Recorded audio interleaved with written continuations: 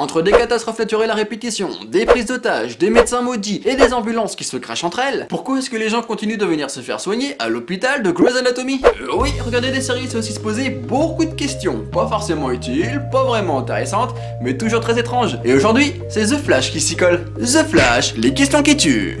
Est-ce que Cisco passe son temps à donner des surnoms aux autres personnages parce qu'il a un nom de merde? Non, parce que concrètement, Raymond, si on le traduit à la française, ça fait Raymond. Y'a que mon grand-père qui soit capable d'assumer un tel nom.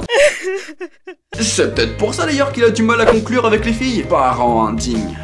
Alors oui, c'est vrai que c'était plutôt cool de retrouver Wentworth Miller et Dominique Purcell ensemble à l'écran. Mais entre nous, il n'y a pas que leurs célèbres personnages qui se sont évadés de prison, leur jeu d'acteur aussi.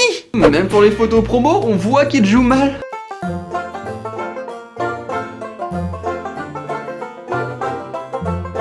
Le malaise! Est-ce que si The Flash n'a pas de parodie porno, à l'inverse de Doctor Who, The Big Bang Theory ou encore Game of Thrones, c'est parce qu'en plus d'être super rapide dans la rue, Barry Allen est super précoce au lit. Et bah voilà, enfin une enquête intéressante pour Iris. En parlant d'Iris justement, à partir de quel moment les scénaristes vont finalement nous révéler que c'est Laurel Darrow qui se cache derrière ce personnage? Non, parce que réussir à la rendre aussi énervante et inutile que Laurel, faut le vouloir. Oui, bon, ok, c'est nettement mieux en saison 2, mais si je commence à être objectif, on va pas s'en sortir. Est-ce que je suis le seul à avoir été déçu en découvrant le véritable visage de Hugh Burton? Sérieusement, Reverse Flash est super badass comme méchant, et au final on se retrouve avec un mec qui, au mieux, pourrait être ton voisin super glauque qui pisse sur tes fleurs et jette des cailloux au chat. La déception.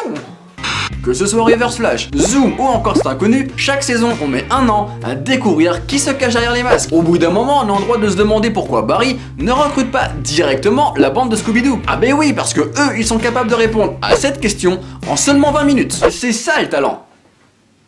Qui, entre l'accessoire sur The Flash et le coiffeur sur Breaking Bad, possède l'emploi le plus fictif de la télé? Non, je pose la question comme ça parce que utiliser un bol en 2016 pour créer un casque, il faut oser.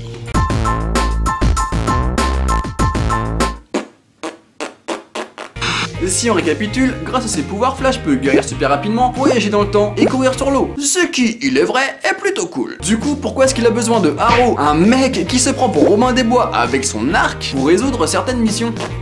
Qu'il se batte contre un requin humain ou un gorille géant, ok, ça peut passer. Mais alors là, c'est pas du tout crédible.